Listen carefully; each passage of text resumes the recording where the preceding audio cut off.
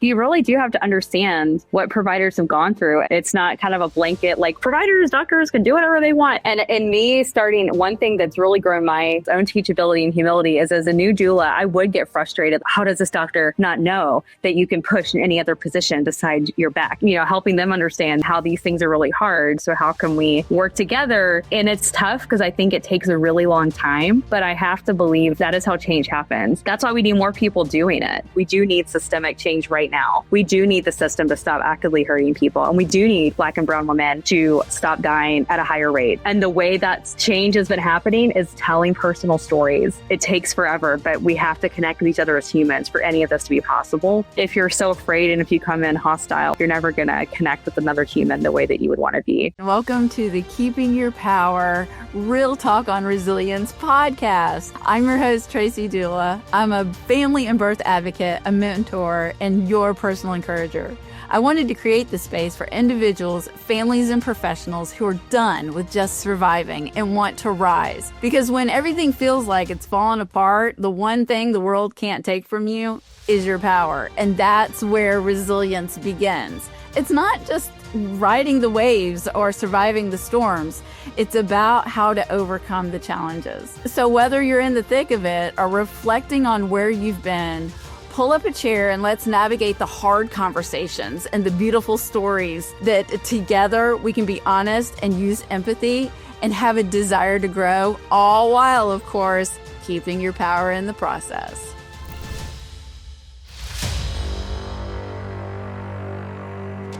Hey, everybody. Welcome back to Keeping Your Power Real Talk on Resilience podcast. I'm your host, Tracidoula, and I have a very, very special guest, Victoria. I'm just going to call you Vic. I don't know how many people do, but we have known each other for a while. I feel like in the birth world, we have both been in areas, I feel like, on the internet in the birth world, and we got to know each other really well when we were, instructors together in an organization and, was able to be in areas in birth and saw each other's challenges and excitement because birth can get pretty hard.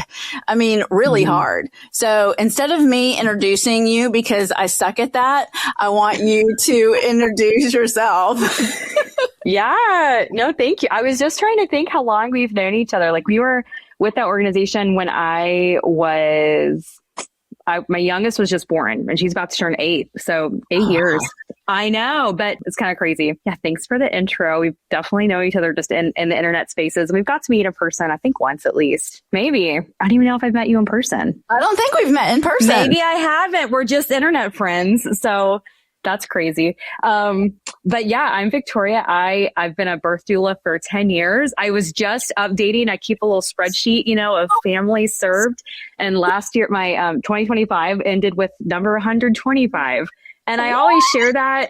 I know. I always share it. And it's like, it's never like a number competition thing. Cause I know there's doulas who've been practicing as long as I have, who have like great quadruple, whatever that amount. But I think it's helpful. It's just, we have so little sometimes to like mark our, like the day to day with our work, it's just so helpful to like look back and kind of see like, hey, that's what I've done. Cause I think in the day to day, it can just feel like monotonous sometimes. Like you're on call and they had a baby, then you do the follow up and whatever. So anyway, I was just kind of like, wow. Cause I remember very distinctly when I finished training, my goal was I was like, I'm going to at least do 50 clients before I decide if I like want to continue this or not. Like give it at least 50. For some reason, that number is just important to me. So it was just cool to see like, hey, 125, like my initial goal was 50. Like I kind of told myself, if you serve at least 50 clients, like all this training will be worth it. All this, the running a business, all that stuff. And so that's been so cool to see. But yeah, I'm in Central Kentucky, a doula for that long, although I'm kind of like, I don't know, wintering my doula business. It's good. It's resting. I don't know what will happen in the future because I have felt kind of a call to pursue midwifery. So for me, and we'll talk about this because I know we have such good talks about advocacy in the system, but for me, I really am interested in nurse midwifery in particular, because I'm so interested in the medical system and all of its problems and how do we fix it? And do we burn it all to the ground? Or, do we which maybe we should some days, but I'm just so interested in I kind of feel like in a lot of ways that can be the ground zero of a lot of our issues. So I'm very interested in working there, kind of frontline to see what can I do to help. And I love the way I've approached my doula work. It's going to sound weird when I say it at first, but it always has been as a provider. And I mean that in the sense of I've always taken it really seriously that someone's trusting me for care, so I'm not doulas aren't medical. We're not clinical. All that stuff is so true. But I realize I am still approaching it with that level of seriousness. And I want to know the right stuff. I want to be the good resource. I want to be excellent. And I just had clients over the years say things like, gosh, I wish you could just be my midwife, or I wish you could just be my doctor. I wish you could just be there because I like how you explain it, or I like how you talk me through a decision and help me see what choices are here, and help me think about things in different ways. So I think I've just taken all of that over the years. And honestly, my breaking point was I went to a home birth that was kind of precipitous. I ended up catching the baby with no one there. That was amazing. And that was sort of why am I running from this? I love this. That's so cool. That was one of the best days of my life. This baby that just kind of flew out, came so fast. And, but it was funny because I know some doulas are the type who were oh my gosh, I would die. I would never, want to catch a baby. And in this case, I was just I had this weird calm and peace about it. And for me, I had also been a midwife assistant, in that time. So I knew NRP, I carried a bag. I carried just some basic birth life support skills, basic first aid stuff with me. And I just remember going and kind of seeing where we were, okay, it's quick. And I just opened my bag and laid out my stuff and got the midwife on the phone and kind of gloved up and just waited, but I remember thinking I feel so cool right now. I just feel at ease and calm and ready and, praying please Lord, let this baby be took, because it was actually, I was actually a little, no, see, I'm rambling, but which is the goal. It was actually kind of it was actually a 43-week baby, which is the oldest gestation I had ever been to, 43 week in a day or something. And it was a VBAC even. It was the mom had C-section, then a vaginal birth, and now this baby. So it was the second VBAC we were attempting. But I remember that thought did hit my head of oh gosh, this could be, this is some risks that are mounting that not a normal, straightforward, simple mom would be, I guess, who didn't have any other complicated history. But I remember thinking just okay, it's going to be okay. You've got some stuff. You can obviously call 911. The midwife's here. You're going to be good. And I was just so calm and at peace. And that was the moment I was okay, girl, you got to get yourself together and go back to midwifery school. So that's what I'm working on. I'm working on my nursing degree first. Well, I think that those situations tell us what directions we need to go with, right? Because you said, there are some doulas that are oh, that's not me. Yes. Because I remember when I did home births, at the beginning of my birth work career, I would be the doula or even the birth assistant that would pull up in the driveway and say, please, I don't want to be the first one here. Yeah. I was built for this. Bring it on. I'm so ready. It's funny. Yeah. That's really funny. Yeah. It's kind of true, I guess. And honestly, I've been learning so much about myself, and in a way, I guess it is kind of the power we take from our own selves by negative talk. But for years, I have a bachelor's in English. That's my I'm really a nerd at heart. I'm just nerdy, creative, right brain girl. But for years, I would tell myself gosh, I would love to do that, but I'm not a doctor. When I was a kid, my mom had twins at 35. One of my sisters had a lot of complications. And I just remember being fascinated by the hospitals and the NICU. And I was just I wanted to know how it all worked. I wanted to know the medical terms. But I told myself from a young age, I wish I could be a doctor if I was really good at math and science, but I'm not, or if you could do that or whatever. And it's just funny. I just kind of told myself that for years and years, oh, I could never do that. Or, even when I became a doula, and I love being a doula, I think I'm always a doula at heart.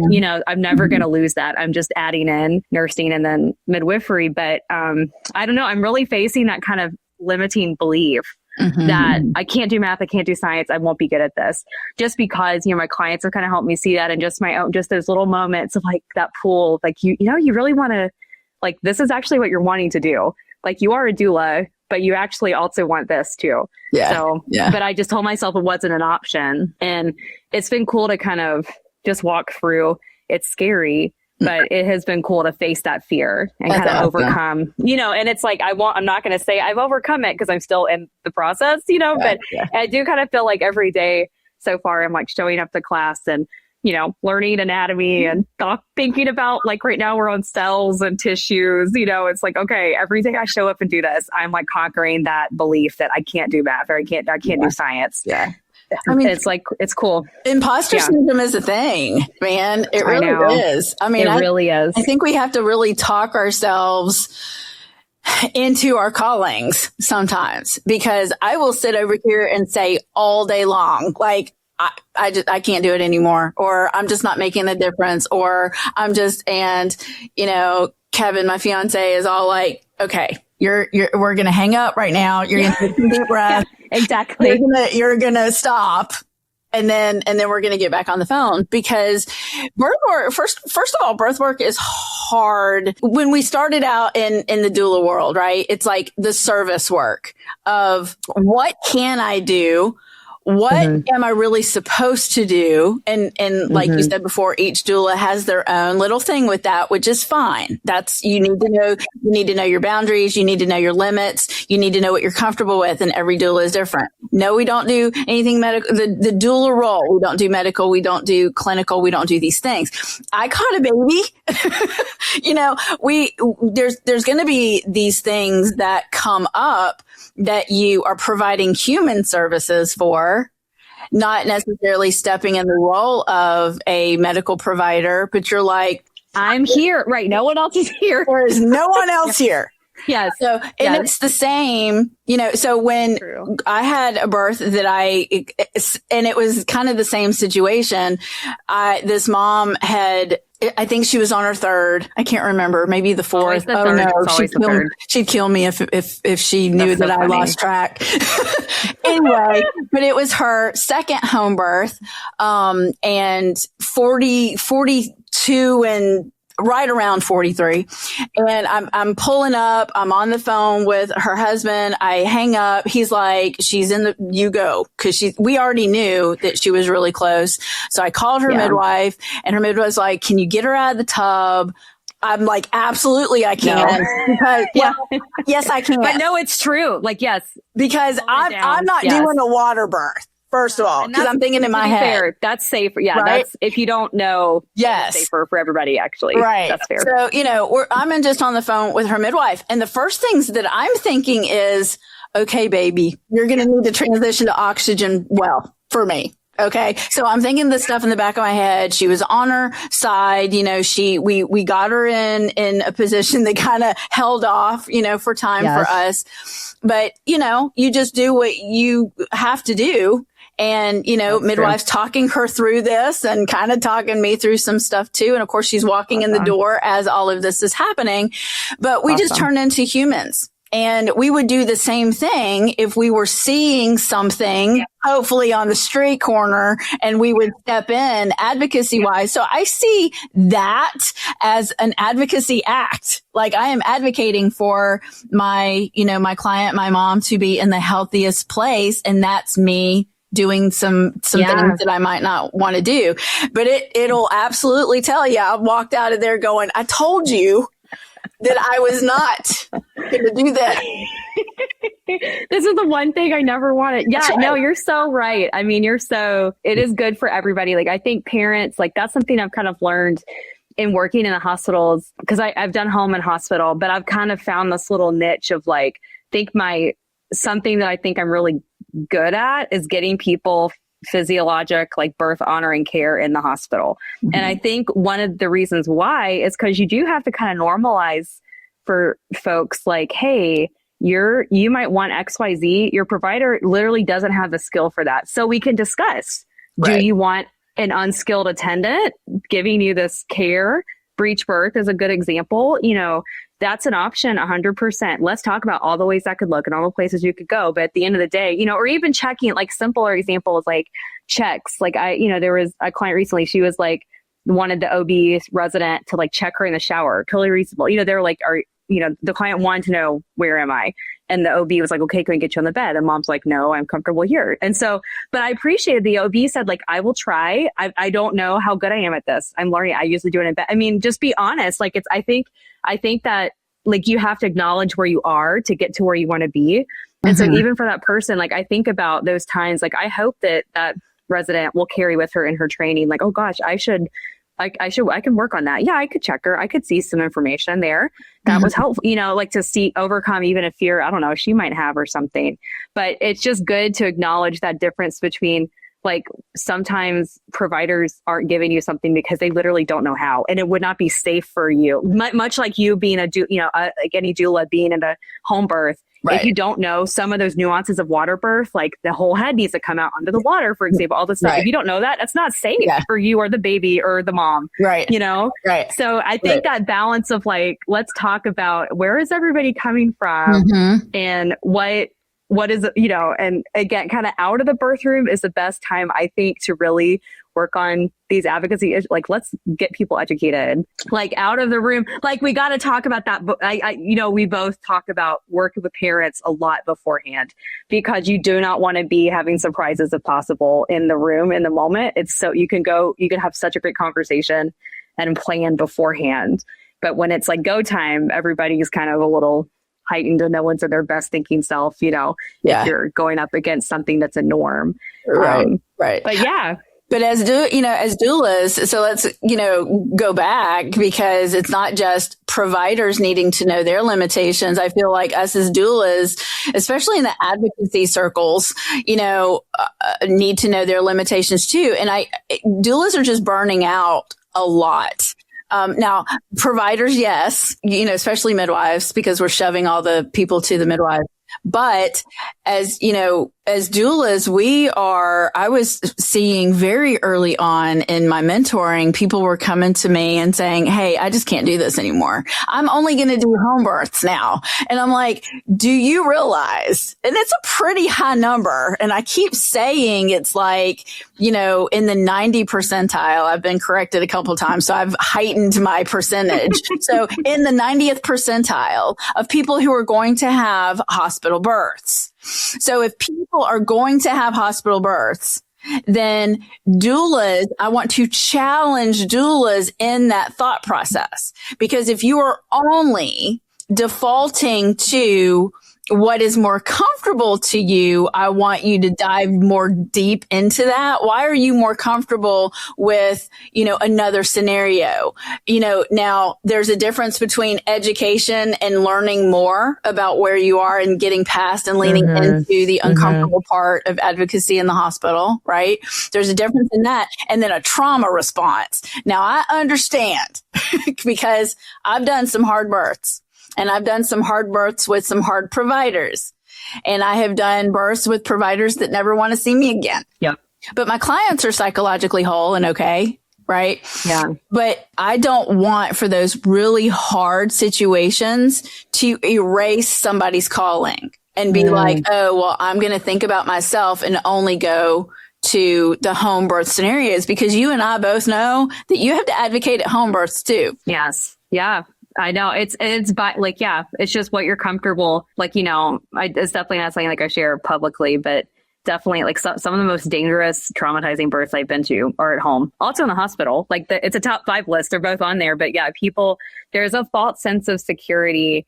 And I think that's what I keep getting back to of like a reason I am interested, like I am wanting to be a nurse midwife because, the hospital, it just doesn't scare me. It's a system. It's big. It has a lot of flaws. It's done a lot of damage to a lot of people for a lot of years that needs to be like corrected and made right and accounted for, but at the same time, it's like you say, it's also not going anywhere. Yeah. Like we've worked and people forget, like, we don't talk about a lot as birth workers because we want to just kind of be positive and birth empowering, which is a good place to be. But in that conversation, like we forget the reality, like people did used to die, and it's not just because we didn't wash hands, you know, like the hospital, it is good to have a collected place where a lot of wisdom and a lot of, you know, information and a lot of tools can all be in one place to handle a lot of stuff that can happen. And it's also good for that place to withhold all of that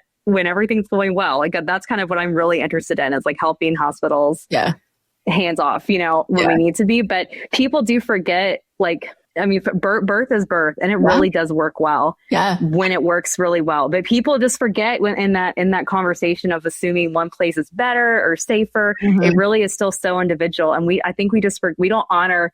To me, it's almost like we're not honoring the mothers who've gone before us and who didn't make it. We're not honoring their stories and their sacrifice to just say, hey, we can just go without anything, and that's the best and that's safest. And if you want a good birth, you should be, you know, home away from a medical complex anyway. Right. Because that's just also not true. Like just as much as it's true, hospitals have created a lot of loss, and we need to honor those mothers and bring that to justice and account. It's also true hospitals have saved a lot of mothers. And the medical, when I say hospital, I do mean like the whole medical system, not just a particular hospital. Right. But that's what's so hard. I think it's like, you know, the older I get too, I think I learned like a lot of things can be true at the same time. And it's really hard to hold all that in balance. But things can be true, but things can be two things can be true at the same time. Yes, and we can't get like, I'm just so done like talking past each other and the fighting and the choosing sides. It really is like, okay, well, let's make it work together. Like, how do we work and exist together? And you're there if I need you, and I'm here if you need me. And again, everybody has their own issues they can work through. But yeah, I do kind of worry when doulas think they'll be safer if they kind of avoid. But I've been there too. I've been in a space of avoiding a hospital in particular in my area for that same reason of like, I know I'm traumatized by this place and I need to take a breather and heal. And I did that. And now I go to birth there again. You know, I went to 2 or 3 last year at that place. Yeah. But it's like, I could, you know, you just take care of yourself, but it's also like, I knew that's not the only place bad births happen, but I also knew to get over this, I need to I need to take care of myself. I'm not a good doula here. Right. And that place makes it hard to be a good doula. But it created change. You know, that hospital is now more open and they're having conversations with the doula community about how to improve their relationship with us. So it's like, hey, that had a good outcome. Yeah. If we all two things can be true at the same time. Yeah. If we're all just like, no, I can't do this. I'm going to go to home births. Change is never going to happen. Right. And a hospital will never see a doula. And probably that's a really good, you know, that's really when you want a great doula, is when things are really tough, you know? Yeah. I love a challenging hospital birth, man. Nothing gets me up in the morning faster than somebody saying, look, I'm at this hospital. Yeah. Yeah. I have this, and this. And this hospital has a 43% cesarean rate and travel nurses that don't care and, you know, all the things. I'm like, let's do it. I know. I felt we're both really stubborn, maybe, which is why. But yeah, it just makes you, I don't know. And I think in those moments, it does help me to remember, like, I don't have to change an entire system. No. But I just have to be right here for this person. Like, that's all I can do. One person at a time. Yeah. Yeah. One person time, take care of myself. And, you know, and just be teachable and responsible for our own, like, continuing education. And I think that when we talk about advocacy, it's still like a black cloud that's hanging over our head, especially in the doula world because of how we talk about it. But it's mostly just, you know, learning about ourselves, learning about the perspective that we have about others. And I think that there's just a huge bias with some doulas about the system. They would never give birth in the system. So why would they support anybody going into the system? Right. So it's taking accountability for our own, you know, our own bias and how we see things and how we see birth and how we think that some are in categories of, I don't believe anybody should, give birth in a hospital, but I definitely don't think that anybody needs an epidural or they should, you know, do all these things for a painless birth. And then you have, you know, some that are just, you know, flat on, you know, not using an OB and only using midwives. So being teachable and doing your own work about like bias and why we think the way that we think is the only way that we can change that. Like that's the only way that we can change things. We have to move outside of ourselves. Like if we're going to bring ourselves to a place of change, then, we can't have the license to complain if we don't vote. Right? Yeah. You can't vote about the administration if you didn't vote in that election, right? So if you are complaining about something and you're not willing to do the work and get into the fight, then, stop complaining about it. Because over the years, I have seen where I'm doing like this work, right? Like you're doing the work and I'm doing the work. Like, we're out there and we're just challenged and we're doing this stuff and we're getting dirty in the mud. And I don't see anybody else helping. And I'm like, hey, come on, let's do this stuff. Oh, but you're doing it. You're doing it. You're doing some great things. And it gets tiresome. So we're all in this together. Like we all have to be in this together to make some serious change. And I'm not going to let people or a doula agreement or some perceptions of doulas or even perceptions of midwives scare me away from supporting my clients that want to give birth in that hospital. I will make it happen and I will serve them to the great. Yeah, it'll be great. Yeah. You can make it. It'll be great. Come out psychologically whole. Everybody's going to be great and not traumatized. So tell me, you said you really want to be a certified nurse midwife for a lot of reasons. And you're really one of the first doulas / I'm on my midwifery journey now, that has, said that. Like, I specifically want to be a certified nurse midwife to be inside the hospital because a lot of them can't do home births, but you have a mission, it seems like. Yeah.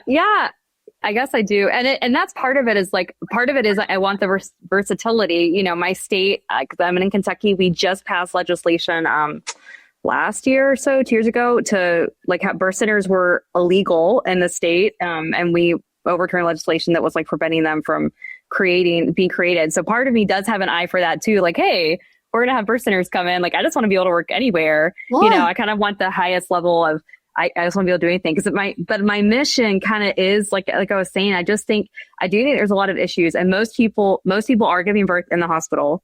And so, of course, like, because there's that majority, you can kind of really clearly see some of the problems that we encounter. And I think over the years too, I've watched some like incredible provider. Like, honestly, I've been very inspired by some really incredible midwives who are like, they're kind of doing the right thing by their patients. Maybe the system is giving them a beating, but they're still showing up. They're still practicing. They're still working, and part of it is like, man, I want to help, and kind of a little bit of that complaint when you're talking about that right to complain. It did remind me of my grandma. She would always say when we talked to her and it was like around election, she'd be like, well, I got to get to the polls so I can vote now and complain about it later. Like that was kind of that's what drew her out to vote. But kind of that way too, like I have done a lot of complaining over the years, and part of, I did kind of just have that moment too, like several years ago, like, I don't want to just complain and not be part of the solution, and I've seen some incredible providers be the solution. And, and of course, like I've seen some really rough providers. And I just think so often when I'm in those moments, I'm like, gosh, I could do that, kind of like, specifically, what do you want to change? What do you want to do? Yeah, I think it's really working on like individualized care. Like that's one thing that I love. It when you see it, and it's like, it's so often is bypassed, but just looking kind of like now with my doula clients, it's like you found ways to kind of get them information. Here's how we approach this. Here's what you would talk to your provider. I think I've gotten tired of just saying, talk to your provider about this. I want to be the provider and be like, let's talk. I can give you informed consent, about this procedure or decision or whatever. That's one. I think I have some ideas too. And I always be really careful. Like I do want to be humble and I don't want to come in. No one likes a new guy who comes in and is like, hey, you're doing it all wrong. Let me tell you how to change it. But I think I have walked, just from what I've watched and observed, when I see working really well, I really am interested in ways to kind of bridge some of the gap, like some of the issues like time. Maybe providers want to give that care, but they don't have time. Some of my ideas are like bringing back centering models in kind of hospital practices. Like, why not do group prenatals or, you know, a meet the provider after hours? Or I've loved the idea of like, just have a provider sit in the waiting room, like, or have like a childbirth educator or a doula. Why not stock them in the waiting room a couple times a month just to like talk about some of the questions? You know, one thing you said, you know, it's nice. You said I can promote things. One thing I've developed as a doula that's really worked well for me is this workbook that just kind of guides people through a prenatal process. Like, I can imagine as a midwife, like I want to do things like that, like equip and resource my patients in the future to kind of come in, make sure they kind of know options. And if you want this information, it will be here. And here's how you can use it, you know, and like just tee people up for success. But I think there's so many things like that you can do. You can kind of combat the, like, you know, we only have 15 minutes with the patient. It's like, okay, well, how do we get out of that time in a creative way? You know, how do we work on teaching people, like, I don't know, can you make like videos for patients to educate them on topics, or, you know, model good patient provider conversation, decision making, things like that. I think I'm really excited about that. I'm really excited to, another reason I want to be a CNM is there's the only practice I know of that does this, I'm sure there's more, is Midwives of New Jersey. Have you know them, their work? They're very cool. So Midwives of New Jersey, this is like my dream model. But it's a clinic. It's like a midwifery clinic. They have CNMs. They have privileges at the hospital, in their own birth center, and then home birth. So literally patients come to them and it's like, hey, I'm your midwife. Where do you want to have your baby? You know? And then it's like, and then of course, because it's kind of in conjunction, like with the hospital, they have privileges with, it's like, hey, you can, okay, well, this turned high risk. We'll go there. You change your mind. You want an epidural? Cool. We'll go there. And I don't know, they're definitely someone I have my eye on. Like, I'm not at this stage yet, but I'm hoping. I don't know anything. And if you're listening, you know, I would love to hear from you, but I don't know anything about ins and outs. How does it actually work on the ground? You know, but just from like what I see from them from afar, from like social media and their website and video, it just sounds great. You know, like who wouldn't want that? And I think that's kind of the European model. Like, you come to your midwife and you book where you want to have your baby, and the midwife just comes to you. So things like that. I think I'm very interested in solutions like that. Like, let's think outside the box, you know, let's really, I don't think you see insurance companies doing a lot of like preventative care and patient information, which really freaks me out. So like, let's put that back into the hands of like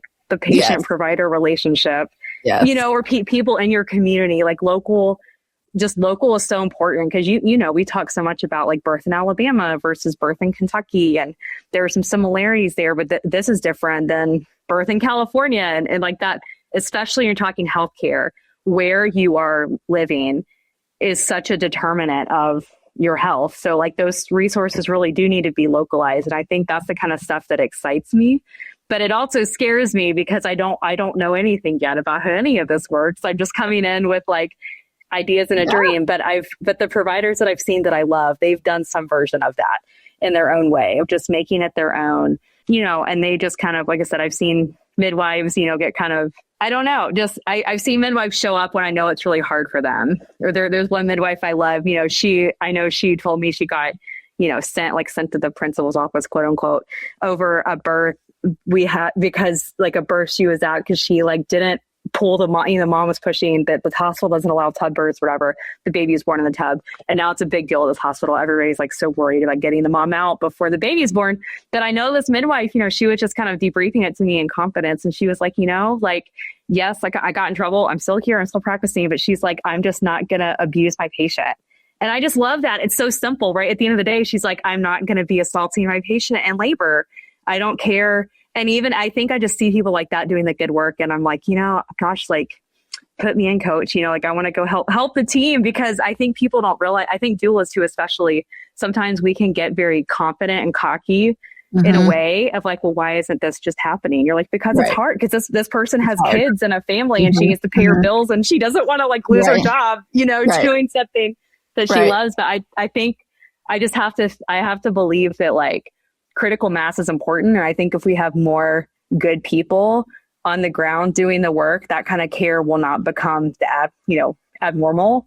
But just, I don't know, that story has really, and it wasn't even my birth. It was like the birth, like I was at a birth and this had happened the day before. And she was just telling me, cause she was like, make sure you get her out of the tub. And I'm like, why? What happened? She's like, well, they're going to like take the tubs away. I had to get like a mark on my record because I didn't pull this mom out in time. And I'm like, that's just such a That's shame. awful. Yeah. Yeah. And it's like, but for me as a doula, I do try to educate clients on that. You're like, hey, listen, they're going to really worry about you getting out of the tub. We'll talk about it. But I try to tell them, like, I want you to know this hospital will take this tub away. Like, it's like you do have rights, but you need to understand where you are in the ecosystem. Yeah. Like risk management is a thing. Yes. Like we're not going to ruin. And it's like, it shouldn't be like that, but it's kind of like, it's also come a long way from when dads weren't in the delivery room, in the 60s. So like we get wins every year, but you kind of have to, it's just tough, so I want to be one of the good guys. Yeah, that's such a good point, because I think that, the just general birth culture, when they're like hiring a doula, I want to hire you because I want these things to happen and I want you to make them happen. Right. And then on the other side of it, it's like, you do have risk management, you do have liability, you do have these policies, you do have like this jobs, a literal job, right? Literal your employee jobs. Record at the right. All the things. I think that there's such a big balance in, remembering perspective when you're on a birth team. And then people who are giving birth have to remember these things too. So when people come to me, and it's like, hey, I want to do this and I want to do that. And I was like, okay, let me tell you what the hospital is going to look like. Like, I'm going to tell you what's in their head, because this is what's in their head. Now, you have the right to do whatever you want to. But if we're putting their perspective in on this birthing thing, do you understand where they're coming from? Not that I want you to give in to them. I want you to understand where they're coming from. I have seen like Kim Taylor, who's a midwife here. She's a certified nurse midwife and a certified professional midwife. That's what she does. When people come to her, she's like, what do you want to do? What route do you want to go? Do you want to do home birth? Do you want to do hospital birth? And people do go to her because they're like, hey, if I'm having a home birth and I transfer in, I want my same provider to take care of me. But I also don't want my provider to have to fight with the system to come in to even be with me. Okay. So there's so much talk about fighting, man. Right. And the hierarchy of power in the system and all those things. And that's why I love being such an advocate doula for hospital birth, because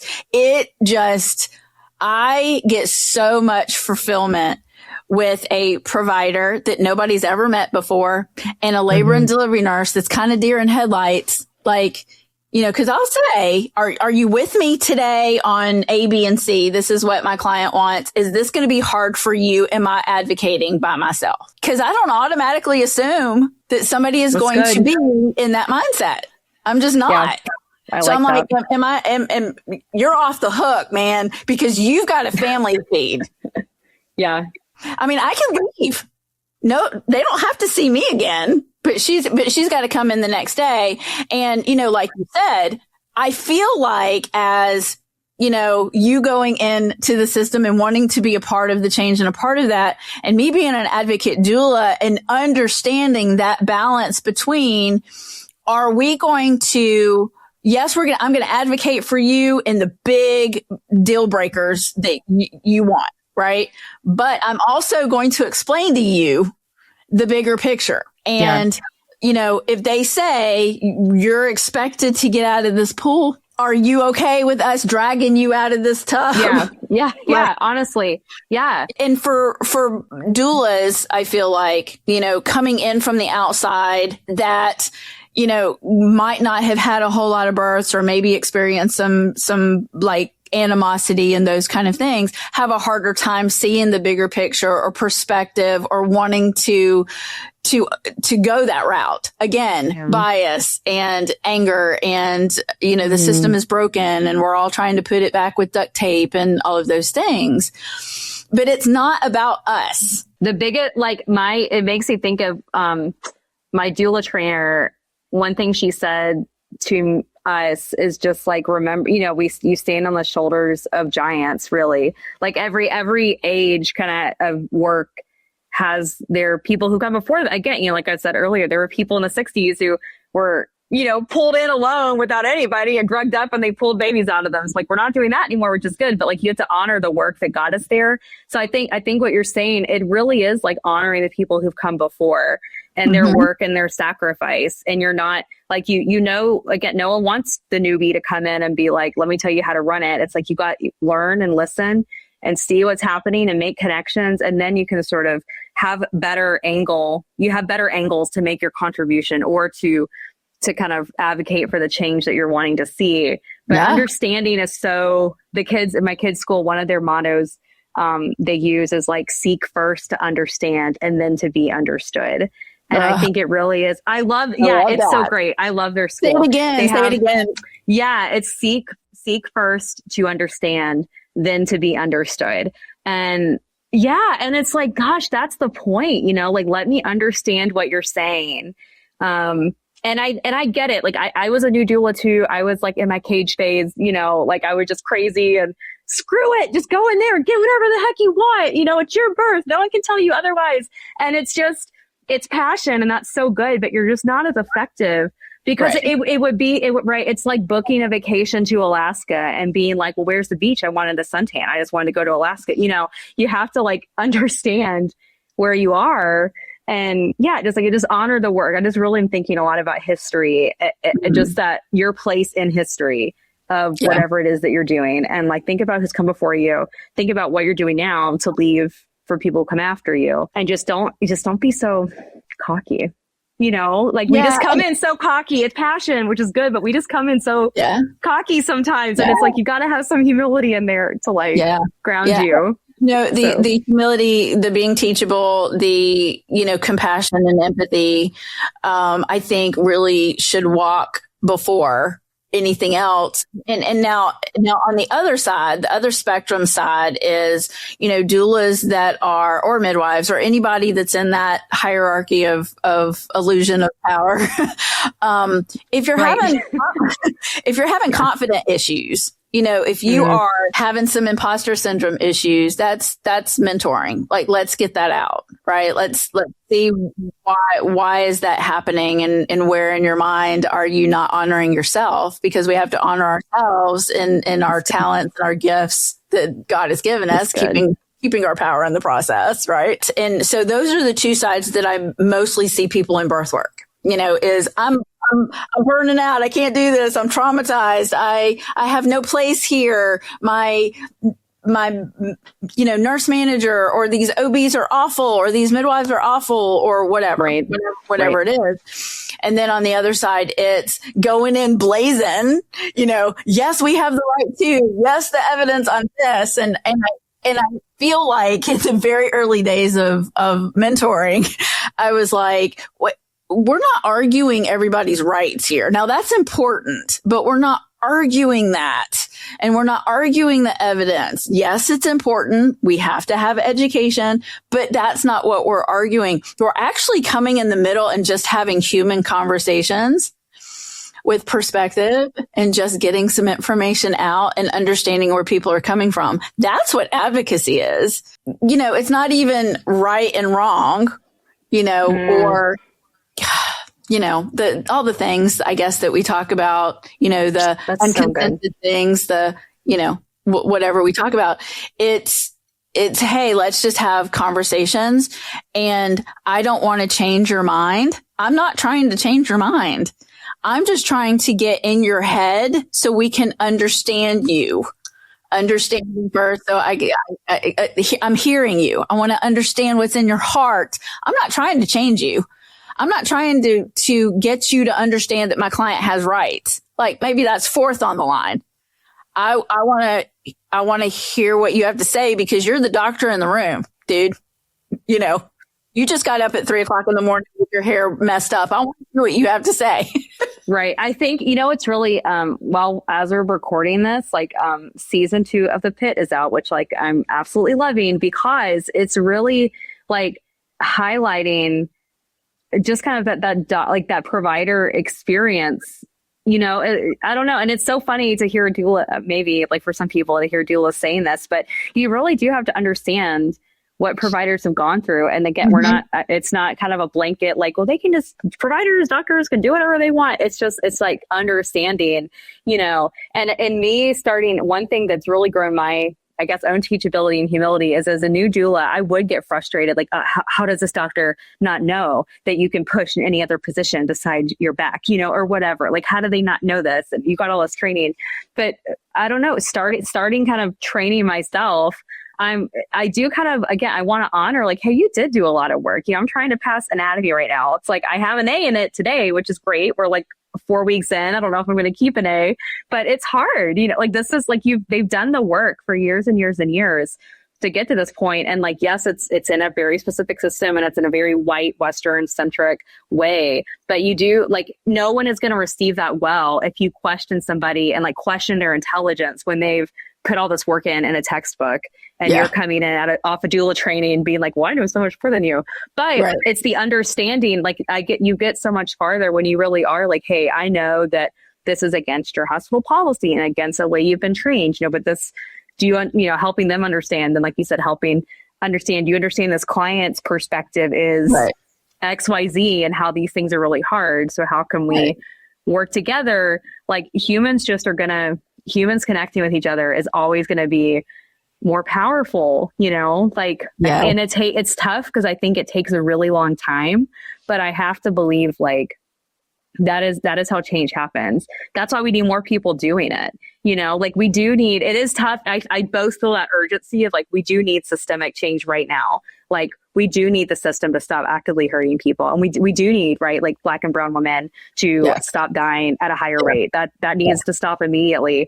And the way that change has been happening is how telling personal stories, it's advocacy, it's stories, of people advocating for their loved ones who've been hurt or injured or lost, like, sadly, or, it's personal. Like, it takes forever, but we have to connect with each other as humans for any of this to be possible. And I don't know, I think that's maybe where that little bit, like, okay, put me in, coach. Like, I'm ready. Like, I want to work and be on the, like, the Avengers part of this, because we just need that. We can't keep, like, you siloing off and putting up barricades. Right.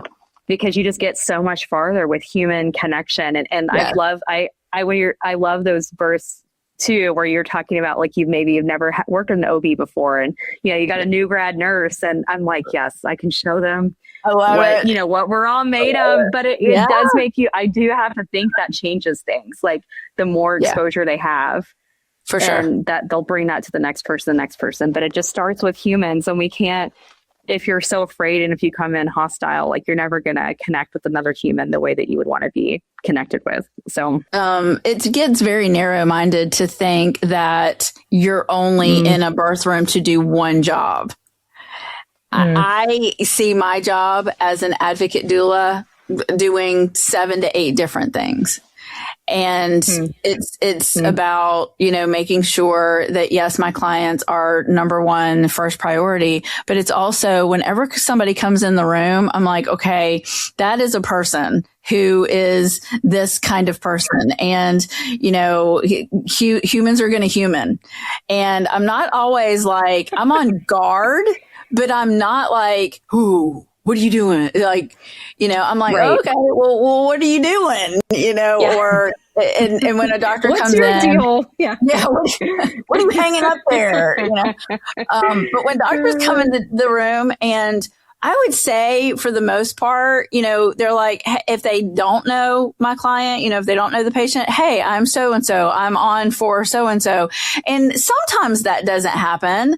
But that's where we're good at communicating. Hey, right? who are you? Yeah, exactly. Right. Yeah. Hey, I missed your name, or I'm watching my client to see if my client's uncomfortable, because even if I'm uncomfortable, doesn't mean my client's uncomfortable. Right. Yeah, so we can't take on an offense that hasn't happened yet either. Projecting is such a big problem. For sure. That's so good. That's such a good point. For sure. But humanizing the room, if we could just humanize one another. Good. I would really, if you're a doula who like struggles with this, I would challenge you, like seriously, go get yourself HBO Max, obviously not sponsored, but watch The Pit. It has strong language, like I guess warning that's an issue for you because it's like in an emergency department. So there's some pretty, there's just, they're dealing with emergencies, so they use some strong language at times. But it's just great. I mean, and the healthcare workers I'm seeing are like, we love this show. This is 100% my life. And it will just build your empathy. It really is it's just so good to watch. And I'm watching it with different lenses even this year. Like this is second season. Last year was the first season. Now I'm like more in my working, I have like a nurse aid clinical in 2 weeks. So I'm kind of excited and nervous about that. But even like getting closer to being in like super active nursing school and being bedside, I'm watching it with different eyes of just, man, like that would be hard, and even as a doula, I don't think I've ever done this as much as I wish I would, but I do try to look at like providers, nurses, hey, I'm not gonna joke, even like, I'm not going to say the Q word, not going to stay quiet, but like, how is it tonight? Oh, it's so slammed. Oh gosh, that must be so hard. I hope you get a second to like take a drink of water, or like, I hope you get a second to yourself. I hope you get to go pee, just even acknowledging, right. Oh, I'm on hour 22. I go home in a couple hours. You must be so tired. Thanks for showing up here. I know you're exhausted. Like even just honoring. But yeah, that show, if you are a person who's like, I hate the system, it's a very good critique of what's wrong in the system. But also it's like so deeply humanizing to just what it's like for providers and nurses. And I think that makes you a skilled doula if you can come in, like you're saying, and know what you're dealing with. That just makes, you can just talk language better, like talk, you can talk where they understand, you can hit, you just make a little bit more progress if you've empathized and humanized somebody first. Cause that's kind of right. The first step to people breaking down, society is breaking down is when we start dehumanizing each other. So like the most powerful resistant thing you can do is humanize somebody. Yes, right. For sure. It's see them as a person. Then on the other side of the spectrum too, I have told labor and delivery nurses and OBs that they need to do home births and NICU nurses. 1,000%. Yeah. I'll be like, come with me. Yes. Come with me. I can, give my name. I can hook you up with someone. I wish they would. And of course, this is a doula podcast. I don't know, it's, we should get on a provider podcast sometimes and throw that out there. I think that should completely be 100%, because the same way, like I would want them to be just as skilled as like I'm hoping to be. I would want others, like, well, hospitals where I'm comfortable. Okay, cool. I would love for you to also be skilled, right? At a birth center, at a home. It would be the dream, right? My dream, I can just take care of you anywhere scenario. It would be so cool to have like a collaborating doctor. He's like, hey, sure, I can cover calls this week and I could go to that home birth for you, no problem. Like that would be amazing. Yeah. And like, I just think that should be, we all have our little specialty and we need that. We want that. But it's just kind of cool. If this is your field, I think you should know a little bit about all of it. Again, my clients have had wonderful home births and my clients have had wonderful cesarean births, and like from the most extreme to the other extreme. And it's like that anywhere in between. It's like, that's kind of the goal. It's like, I want you to, like you said, feel psychologically whole. I want you to be healthy as possible, safe. Yeah. Like if anything did go wrong, you still know what happened, why, that it wasn't anybody's fault. Hopefully, it's not your fault. Things happen. Like life happen. Yeah. Like in my perfect world, I would love for all labor and delivery nurses and anybody that worked inside of the system in a birth team. I would love for them to have continuing education for out of hospital birth, not just going to births on the outside, but literal classes. This is what birth is. This is what birth is. And then, because I feel like people on the outside, we are thrown into situations that we have to learn about, medicalized birth or hospital birth and all those kind of things. Not that we're used to it, but we are supporting and we go on the inside. And maybe, every home birth midwife needs to do like a lot of continuing education just on the medicalized side of birth that maybe is too high risk for them, because a lot of home birth midwives will risk out, because they don't they can't either take care of them or they don't know how to take care of them. I feel like everybody on the birth team needs to cross and know everything about everything. That's so good. That'd be so cool. Because if you are awesome. Like having a home birth, going in and transitioning on the inside, and those people on the inside understanding what's happening and understanding that just because they're being transferred in doesn't make it dangerous. It actually makes that birth safer. More safe. Yes, 100%. Yeah. Well, so can I share? I don't know. I know we might be getting close to time, but like I had a great advocacy win last year because I just did I'm thinking about like, how long have I been doing this? Whenever I just did my like year in review post. And I was remembering one of my highlights this year was a client and I worked with her midwife and kind of supportive people, nurses and inside his hospital to talk with the OB director to change one of their policies about tub use. So the hospital beforehand, you could only use a tub if you were like incredibly low risk, nothing going on. You didn't have continuous monitoring needs for any reason. It's like no PIT, whatever. This hospital wants VBACs continuously monitored.